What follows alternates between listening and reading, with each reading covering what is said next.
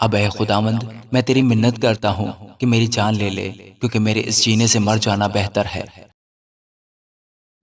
خداوند کے زندہ اور پاک کلام میں سے یونا اس کا چوتھا باب۔ لیکن یونا اس بات سے نہایت ناخوش اور ناراض ہوا، اور اس نے خداوند سے یوں دعا کی کہ اے خداوند، جب میں اپنے وطن ہی میں تھا اور ترسس کو بھاگنے والا تھا، تو کیا میں نے یہی نہیں کہا تھا؟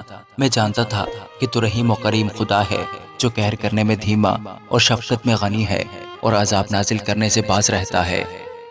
اب اے خداوند، میں تیری منت کرتا ہوں کہ میری جان لے لے، کیونکہ میرے اس جینے سے مر جانا بہتر ہے۔ تب خداوند نے فرمایا، کیا تو ایسا ناراض ہے؟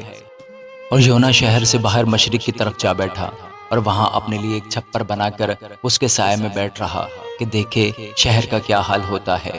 تب خداوند خدا نے کدو کی بیل اگائی اور اسے یونا کے اوپر پھیلایا کہ اس کے سر پر سایہ ہو اور وہ تکلیف سے بچے، اور یونا اسی بیل کے سبب سے نہایت خوش ہوا۔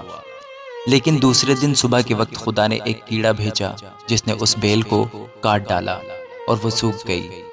اور جب آفتاب بلند ہوا تو خدا نے مشرق سے لو چلائی، اور آفتاب کی گرمی نے یونا کے سر پر اثر کیا اور وہ بے تاب ہو گیا، اور موت کا آرزومند ہو کر کہنے لگا، میرے اس جینے سے مر جانا بہتر ہے۔ اور خدا نے یونا سے فرمایا، کیا تو اس بیل کے سبب سے ایسا ناراض ہے؟ اس نے کہا، میں یہاں تک ناراض ہوں کہ مر جانا چاہتا ہوں۔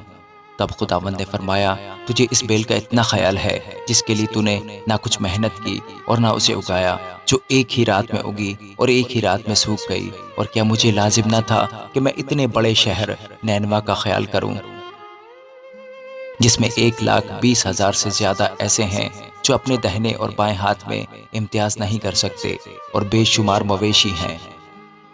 آمین۔